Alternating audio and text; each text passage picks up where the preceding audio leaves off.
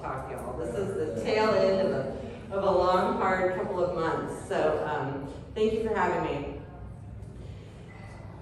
I was a civilian Army brat. I was born and raised in Huntsville, Alabama, Florida, California. I went to undergrad and law school at LSU, and I moved to the Permian Basin in 2017. I have been an oil and gas lawyer for all of my professional career. I have represented operators, service companies, midstream companies, and I've loved this industry. We do great things. We provide wonderful jobs. We provide for modern day way of life, right? People are still cooking with dung in third world countries. At the same time, we are under attack.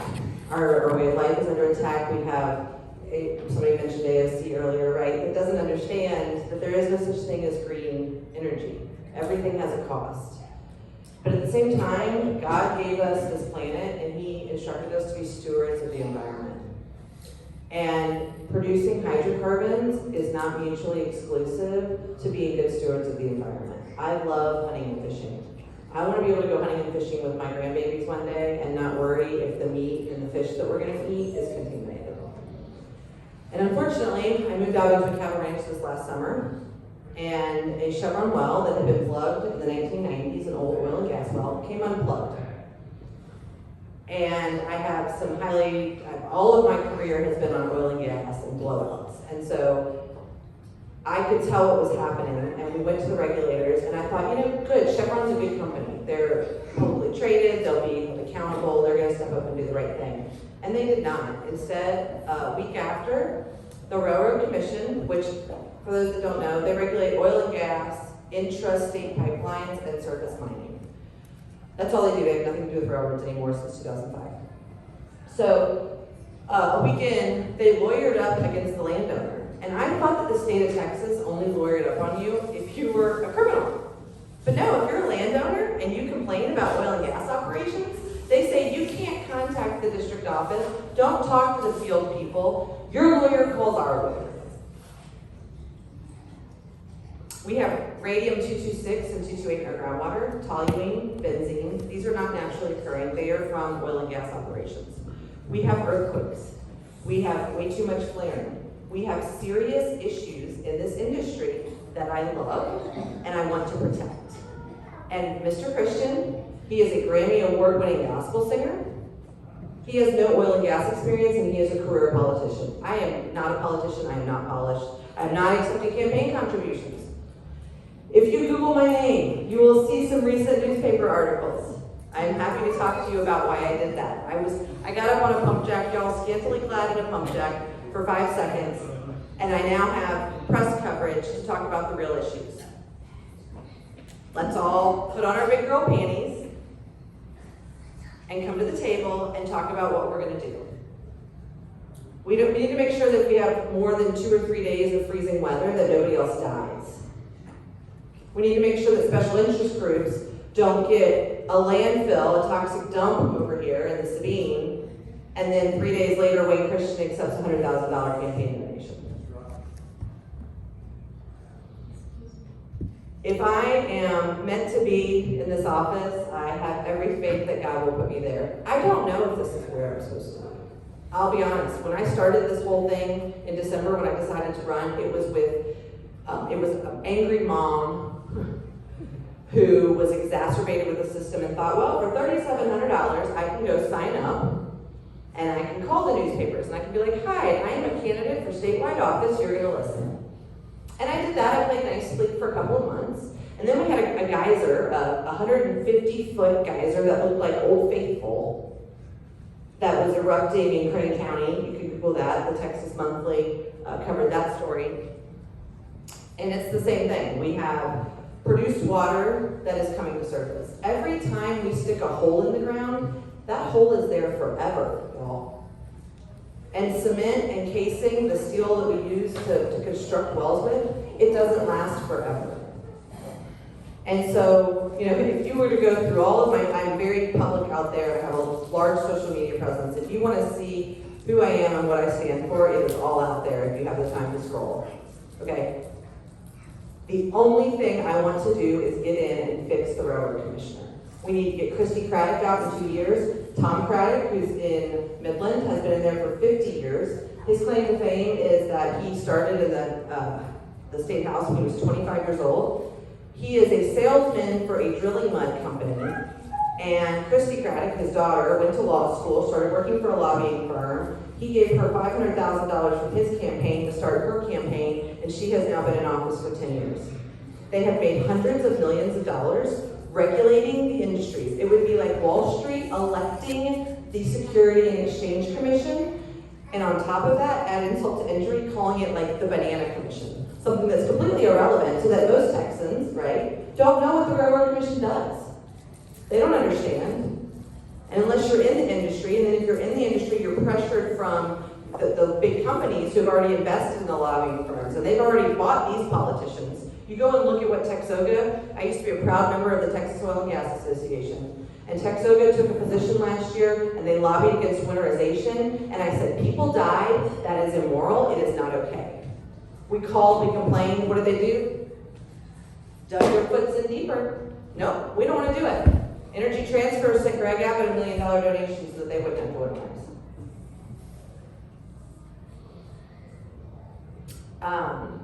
My name is Sarah Stogner. I would be honored if you would vote for me. If I am not your cup of tea, I understand. Please research all the other candidates. The other two guys, it's funny, right? Like you get on the campaign trail together, and you're friends. You're friends with your, there's another guy that I've become friends with. His name is Kerry Council. He's running for ag. I highly recommend him. Do a little bit of research into him. We've got to get Sid Miller out of there. We've got to keep the Chinese from buying land. I'm like campaigning for other people, right? John Spires and Dave Armenta, right? Is that his name? Are the two that I like for land commissioner. And those three offices need to be working together. Right? We need people that are the ranchers. You used to be able to work with the oil and gas companies. You looked out for each other. Your extra pipe, you build your pens. We've gotten to the point where the only pipe that's left over is because it's radioactive and it's going to cost them more money to dispose of it, so they leave it so that the ranchers weld with it. Anybody but Wayne is my slogan. Like seriously, anybody but Wayne. Please do some research. Anybody but Wayne. Thank you. Do you have any questions? Yes. Okay.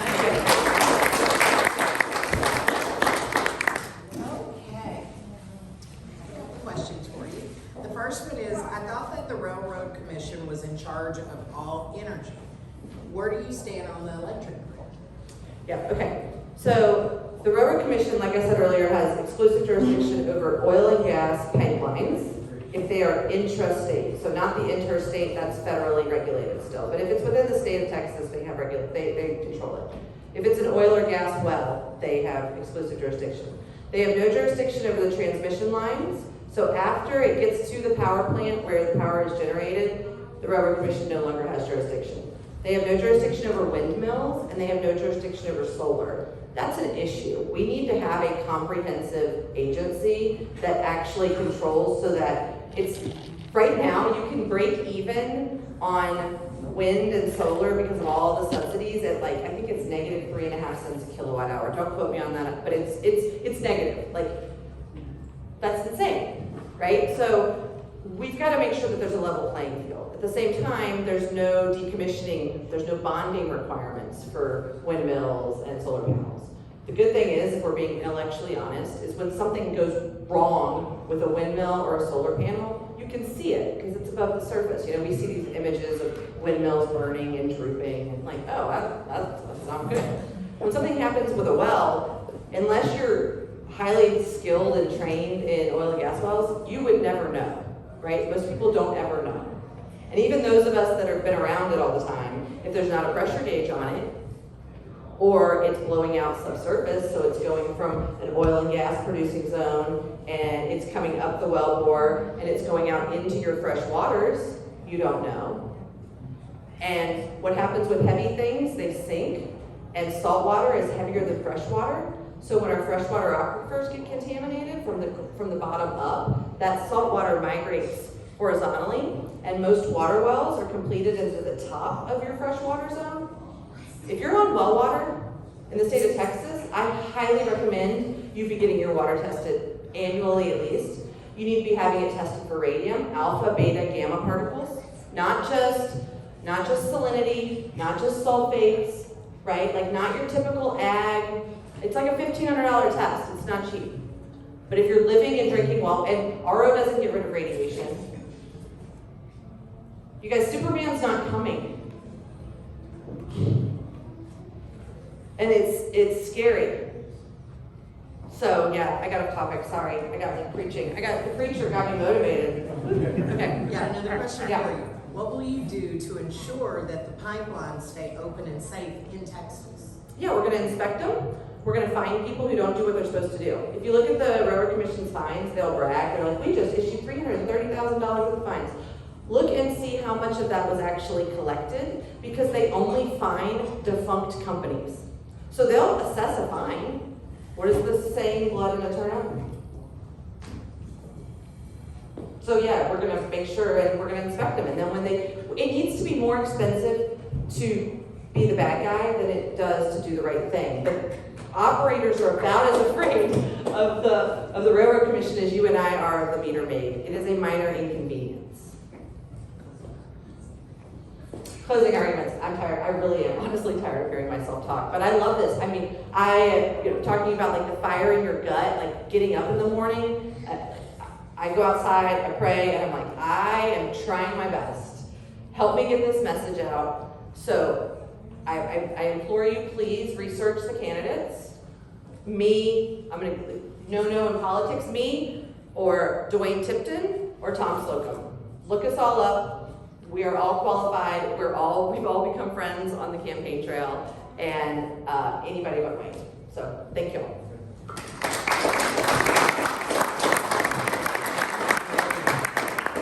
Okay, last but not least, the Lieutenant Governor's race and Zach Vance.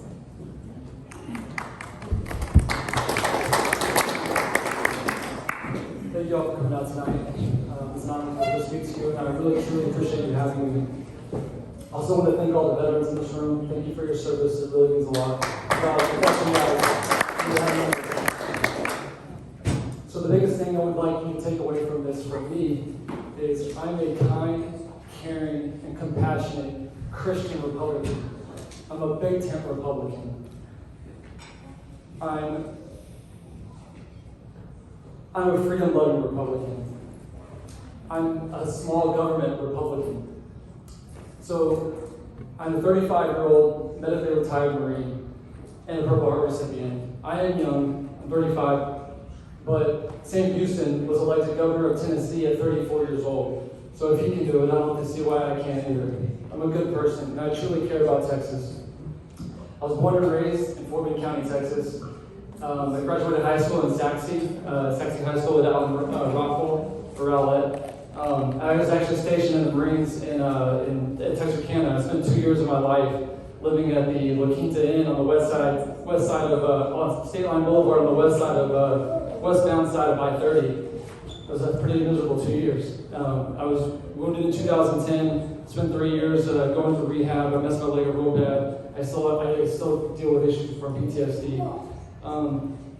So I went to school, graduated from the University of North Texas after I retired. From there, I moved to Austin. I began working in television or in cable news. In 2020, about a year into the pandemic, my second son was born, and I was driving 2 hours to work every day, and most of my paycheck was going to go to daycare, so I ended up quitting my job and becoming a stay-at-home dad. And that gave me a newfound respect for all stay-at-home parents. I had one kid. I couldn't imagine having more than that. And being a stay-at-home parent, it really is a handful. So why am I running? I'm running because I truly care about people. I care about Texas, and I want to make Texas a better place. Things have to change, and they're not going to change if we keep electing the same people over and over again. I want to earn your trust. And the only way to do that is with honesty and integrity. So, that being the first thing said, I am a fiscal conservative, a very fiscal conservative, but I'm a little more progressive on the social issues. Some of the things I want to accomplish is I want to give, if you're 65 years and older, I want to give you your home, if you've been in your home for 10 years or longer. Everybody else, I want to end the reappraisals of your home. The very first thing I'm going to do when I'm elected is I'm going to hold a conference for law enforcement and for public education. I'm going to have I'm going to have representatives from every single law enforcement agency across Texas come together. We're going to craft legislation on what we can do to make police and law enforcement's lives better. Anything and everything. We're going to come together. That's the biggest thing I'm running on is compromise and teamwork. I want to know what I can do to make teachers' lives better.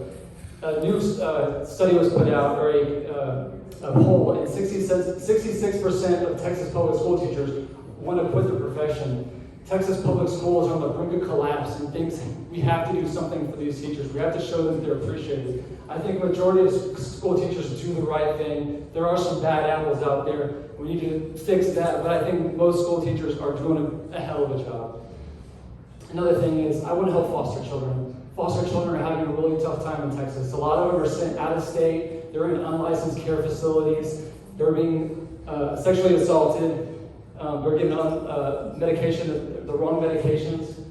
Things have to change for foster kids. We have to give foster children better lives. So, like I said, the biggest thing I'm running on is compromise and teamwork.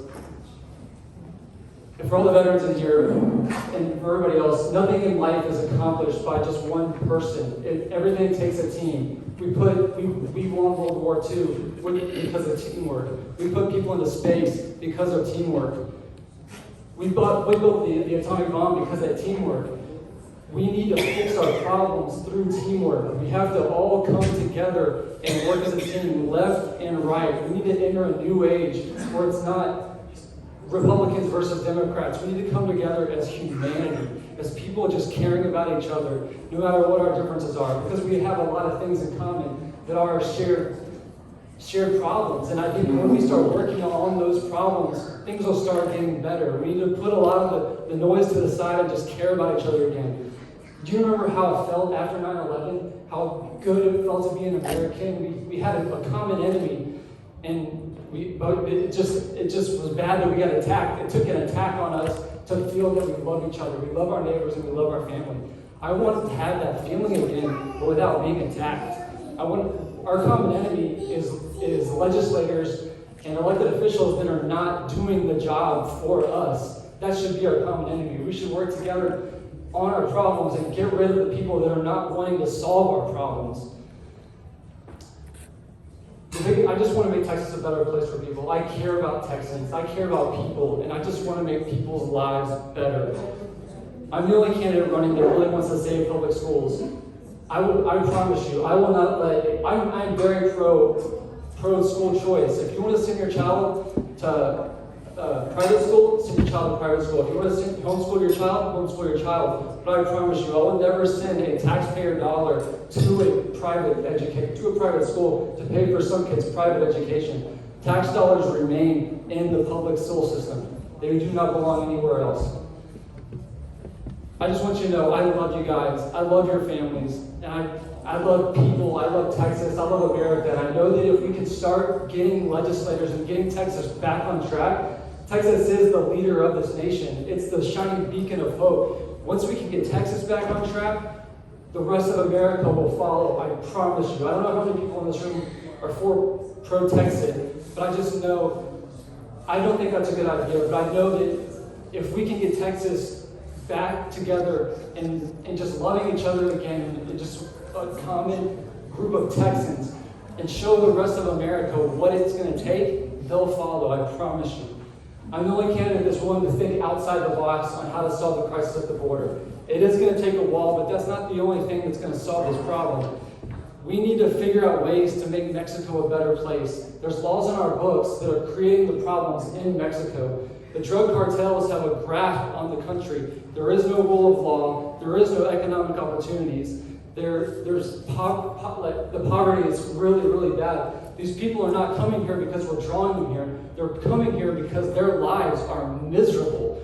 We have to figure out ways. It's the biggest thing is going to take the federal government, but if we can do things on our legislative side to show that what we're doing is right, it'll make a bigger impact on the federal government. They'll say, hey, Texas is doing this, we should implement this federally. There's a few things we need to change that will have a dramatic impact in Mexico. I promise you, if we make Mexico a better place, these people will leave America and go back. Nobody wants to leave their home. They leave their home because they have to. They have no choice. If we make Mexico better, even 1/3, half as good as America, they will go back and they will stop coming. I promise you. I think like Sarah said, all the candidates, we become friends.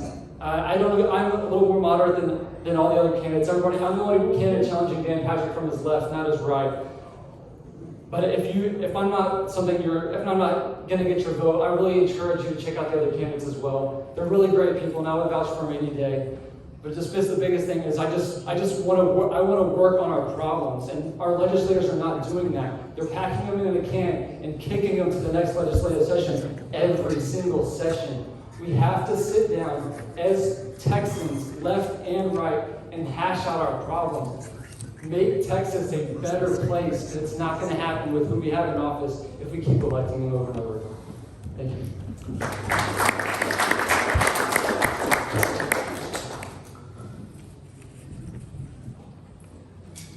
Okay, got a couple of questions for you as well. It says, what public offices have you held, if any, in the past?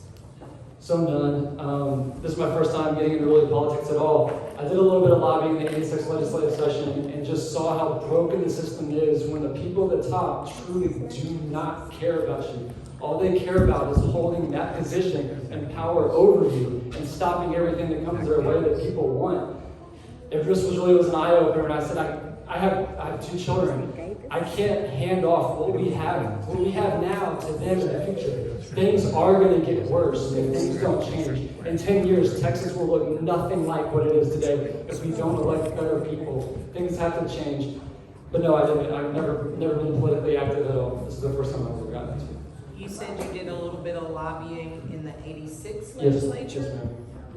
What was it for, and did it pass? No, it didn't pass. So like I said before, when I first got out of the Marine Corps, I had a lot of issues with PTSD.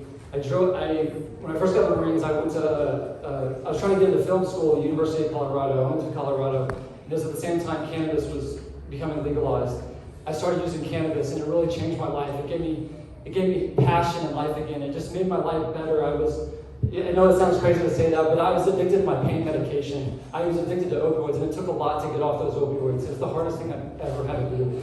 And cannabis really helped me, and veterans need cannabis. It is medicine. It's not just something people want to get high on. People do need, that's what Republicans are about, freedom. You shouldn't tell people you have to do this or you can't do this. Let people do what they want to do. Cannabis is one of those things. It doesn't hurt anybody. It's just people have a stigmatized about it, but it's not bad. And that's one of the things that got me into this. I saw Dan Patrick just really doesn't care about anything people want. And so when a bill passes the House with a supermajority and it doesn't even get a vote in the Senate, that's happened with so many things, and that cannot continue to happen. Well, you touched on this, but your next question was, as a PTSD survivor, what do you think about legalizing marijuana? So I got a first-hand experience on this. So I became a medical patient. I was actually a medical marijuana patient at the same time I went recreational. I saw how recreational kind of took over. I believe in a strong medical program. I don't believe in recreational. I don't want stores on every single corner, but I do want people to be able to go to a store, medical patients. There's a lot of things you can use cannabis for. Sleep, pain, just general anxiety, depression. It helps with a lot of things. And I want anybody to be able to go to a doctor. I do want you to have to go to a doctor, talk to them about why you want to use it, but I don't want them to say, no, you can't use it because that's not a qualifying condition. I think anybody should be able to go to a doctor, explain to them what they want to use it for, have the doctor talk to them about the harms and benefits of cannabis, and then be able to go to opening it to recreational will open it up to lots of, it'll be too much in Texas. I want there to be stores, but not a store on every single corner like a Starbucks. But no, I believe in a strong, robust medical cannabis system, kind of like Oklahoma's, but a little more strict, but not a full-on recreational. Okay. With your views, what Republican core values do you believe? An educated population is everybody's responsibility. The future of Texas depends on an educated population. We have to fix our public schools. Things in public schools are bad. Whenever teachers want to quit, they're not paid enough. We need to pay our teachers what they deserve and get good quality teachers that love to teach. Without education, we're going to go downhill fast. And we're not getting a quality education is not good for Texas. The biggest thing for me is just having an educated population and just having kids that want to learn and want to better themselves. And the big equalizer is education. Whenever you get a quality education, the sky is the limit. Anything is possible. We need that for everybody, no matter what your economic status is. Just a quality education, especially for the lower economic. I want people, and just from being wealthy to the worst part of San Antonio, to be able to get a good quality education to better their lives. And that's one of the Republican Party platforms, is an educated population. Okay, last question. Why are you running as a Republican? Because I'm very strong pro Second Amendment. The Second Amendment shall not be infringed. I think it should. I think it should be hard. I think people that I think people. Stop, pause, and start over. So, I want it to be harder to get an assault rifle, but I don't want to take them away. My dad owned 6 of them, and he would kill me if I ever let anything happen to his guns. And I promise you, I will never, ever let anything happen to your weapons. I do think it should be harder for new people so some random person coming into Texas and saying, oh, I want to buy an assault rifle. I think it should be a little bit harder than what it is. But another reason is the mask and vaccine mandates. Don't ever tell me what to put in my body. Don't tell me to wear a mask. That's a part of the freedom and personal responsibility. I'm not taking the vaccine. I don't want anybody else to be forced. I don't want somebody to lose their job because they won't get the vaccine. Just don't tell me what to put in my body. Don't tell me what I have to do. Don't tell me what I can't do. I'm pro-freedom across the board. I'm having a little problem with this assault rifle thing. What exactly is an assault rifle? So they are okay. Really? Does it kill you deader than deer rifle? Well, if you already own it, no big deal. But if you already, I think if like some new person just ran, because they have a 35 round magazine, so a pistol, if they have an extended clip, it's just easier to have mayhem with. Exactly. He's saying it's redundant. Okay. It's a redundant term. Oh, okay. Assault rifle. Assault rifle. It's redundant. A rifle's a rifle. I got you. Just early this election, I really want you to put with your hearts and your faith in your higher power, your faith in humanity, that we can come together as Texans, as human beings, and work on our common problems. I know I'm not most y'all's cup of tea, but just know, if I get this opportunity, I will do my best for you. You'll be in the best hands you've ever been in. I promise you that.